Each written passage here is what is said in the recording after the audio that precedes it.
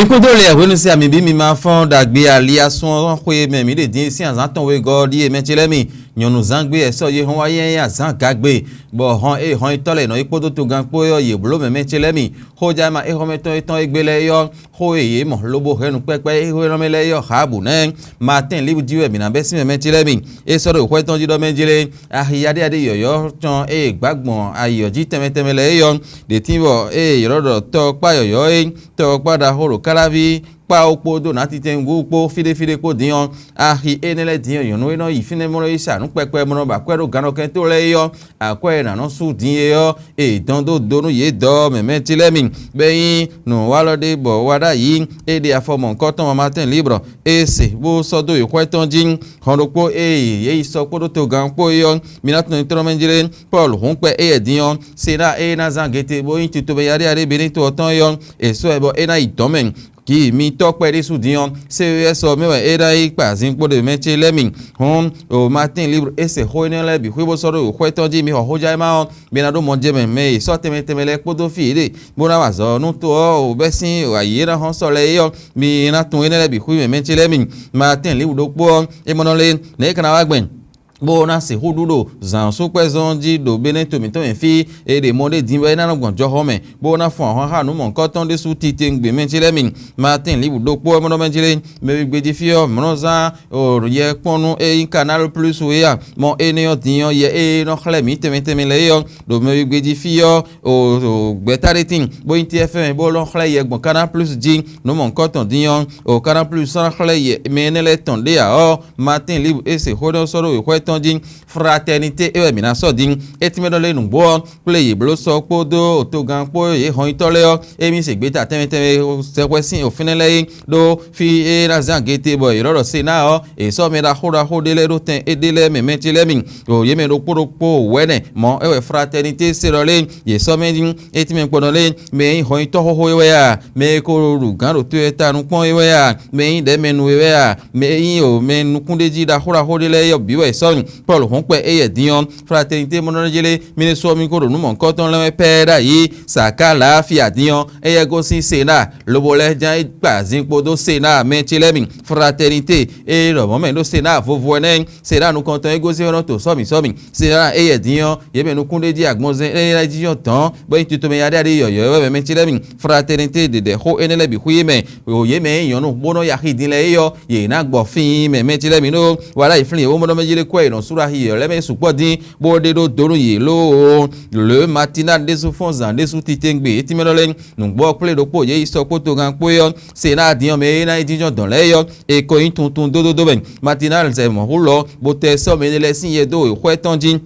bo ti me podo menjile to gan de medele bo so se do mo din so podo hon ito gbasade le yo e de men boy nanu asin podo de ji mo fi ne le bi hui me le matinal se ho enion bo ka mo do menjile jiro jija ji ho nu emi de mentile mi bo di o ka ja bo kon yan kaka yo ate pa de tin bo mo da hora ho e no gbon sin ene le yo e we ro mo yin ra yo ji di me bo ro sin ogbon azo tan wa de sun na do mo e no gbon sin ene le yo ye we ro baba do ra yo ji ho nu mi de din mentile mi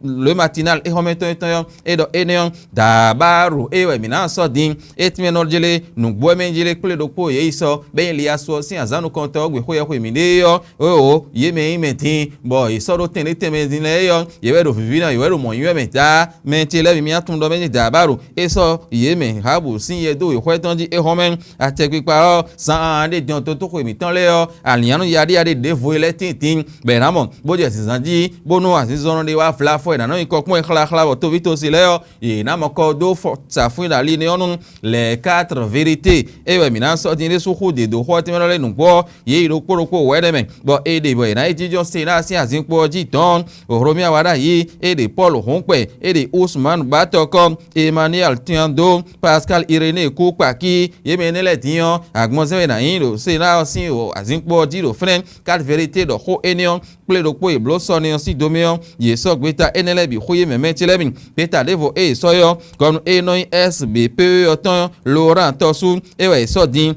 Bon, et là, ils n'ont fini, Fulbert, alors ils sont des, et là, non, d'accord, c'est ça, disons, qui m'y toque, et là, ils disent, donc, Pascal Esu Kodo Patrick Divo Yemenele Bihuwe de Yindo Pledopo Eniosin Odome Mentilemi l'informateur Hometon Etanyo et so de Huetan Jiro Menjire Nungbo ne kana blogun wa kwekwepe yon mi tole no sura khile meyo e na depo e ro tamili do nu mon koton wede su titengbe l'informateur e timedo Menjire Nungbo ache pa o e ton kwero do nu yon lelo Mentilemi benagmo fi conseil économique et social de mon CES neme ki MITOKPE e so eme bo enai hui mon koton we mana diazo an to jing wada yi e mono Menjire titume ene mi blote metemele yo boni no sin kan ho emide l'informateur mon moment bo sodo e Huetan di Mentilemi minat no etoro Menjire nu enele bi huyo l'informateur soro Huetan di chasseur info e hometon eton et me kondo Menjire nu bo firbe allo isore e we so dimbo enano décor nu men direction des examens concours mo yen hogbone ton me la hora no din lo wona wa zo nu to chasseur info et se hono sodo Huetan di le paraquois e we mina so din et me le SENAT nu bo le ministre chato kora iton Robert Gbinya bodo Ousmane ba to kora bi huyo e de Mentilemi bo enai dijon azinpo enele diro ton minato entro Menjire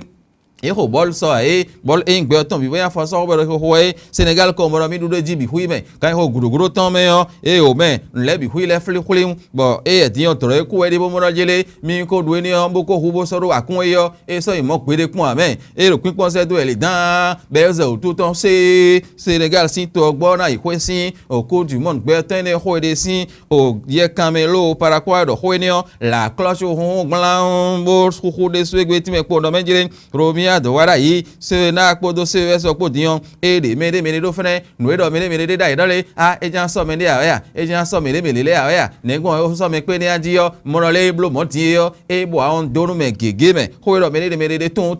le yo e bo a on do me bi ho me la cloche e momo mi atun to Menjire ton to o fa gla po ku chare dion e o me ba ko ten po ho fo ton e do fene yo ne ka ro ken so no file egbon we ti yo ne ka ro fo ton gbon do e ma le ji gbon no file ti sin kon na ze hwen ye de so nu kun itan bo ipon le nle bi ka ye do gandi ajin bo la cloche esing bo so do o Huetan di Mentilemi mi ato intro le territorial e we mi na so din e ti me do Menjire le mi te segbon le yo nyonu e la mi ton ya de yo le mo san din le yo ko e no sura e be in kweche ka foto nu kun atan yo ate pa depo bi do ple so ton e ye sin dorumen bo don ataki wewe bo le territorial e hometon itan yo e so do Huetan di bo le aten kun no Menjire BPC odin le pon nu gbon mi de yo so yero na hon e ibona yin a hosu zangbe osin kon na de blaze welo le territorial e hometon eton e so do Huetan bodo mon bo kale vodo hode vodo fi so nu cambio hwe dirun etime ko do Menjire FC be no do dai do sami le gudu mi na je acha ke paji sami le gudu mi na je acha ke paji flafo polo HOUNKPE e so din bo e na no se na mo na ya gbon zero ton e yo nu e do nu kun de flafo wezon bo e ya on kolobete hwe nu e kane flafo aji nu cambio vovoton e we le territorial so do Huetan di Matin Libre e hometon etan yo e diwe mi na lele ko adin e ti me do Menjire zan so gbe zan e do na fo bo idobi gumi do to mi ton mi fi e ti enzonu gan do to ra hije me do e do na inklon ki na ra zan le yo e do na do gudo fo le do ezan mo de ti mo na jo home gbon ma li zapo nu mo nkan ton po de su ti tengbe Matin Libre do ho enion yon le ti mi ho lo do nu dagbe die akwe mi no su do ahi ade e gba yo tin le me yo kwetan ate pa ko do to bi me Mentilemi TOKPA e yo TOKPA DAHO PAHOU NATITINGOU po fide po diyan kwe wa dobi hui ndevo e do we kwe Matin Libre ton di home yo e neyin play blo so koto gan po hon tole nemen HOUNKPE diyan e ra SENAT MITOKPE e wa mo e de o CES sin ofine me e so temetero asin po dede jile yo mi ho Matin Libre mi na do mo je me chire e na chen do poropo mi ton le kanon dero hanu ame horo drive ma e ho me ton le do FONGBE me yo mi gbo sin haun e so